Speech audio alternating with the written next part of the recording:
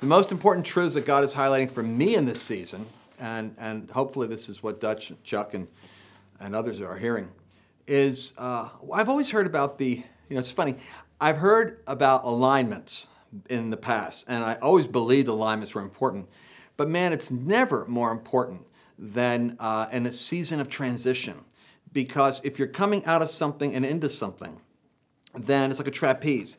You have to let go of what you're holding on to in order to grab hold of what's new.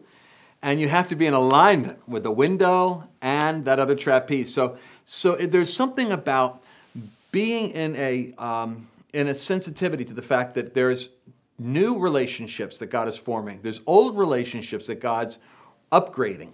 And we have to really be open to the fact that there's, in this season, it's relationships that house your future.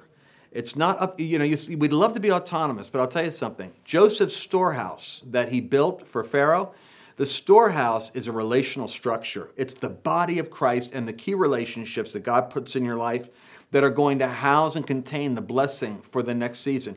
People are going to say, one of the questions we've got is, how do you prepare spiritually? How do you prepare financially?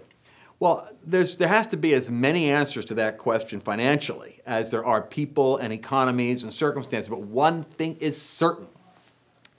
The storehouse principle is that relationships house your future.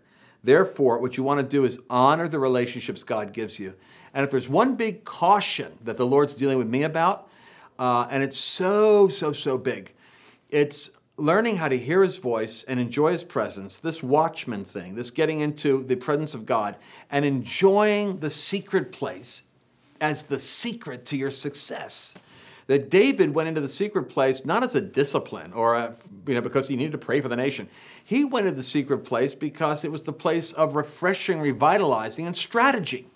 And I think that what the Lord is saying is, and this is going to sound strange, but it's a verse from Ezekiel, where people miss God in terms of hearing Him. It's when they pray with an idol in their heart. And here's what that means.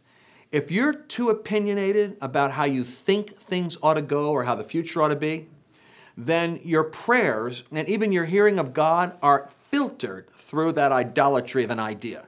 We need to be really humble in this season about our infatuations with how God's going to do something or what God's going to do. There's a wisdom at times in sitting back and having what's called a beginner's mind when you're learning a new skill. And I think the church, the body of Christ, is going to another level. A beginner's mind says, I know what I know, but I'm open to learning things I never knew. And praying with an idol in the heart means that I believe God's going to do this or God's supposed to do that. And if you pray with too much of an idea as to what you want out of something, it tends to skew your perception. So the Lord is really saying, cleanse all the idols out of your heart. Have no attachment to how I'm going to do what I'm going to do, but fall in love with the doer of the deeds.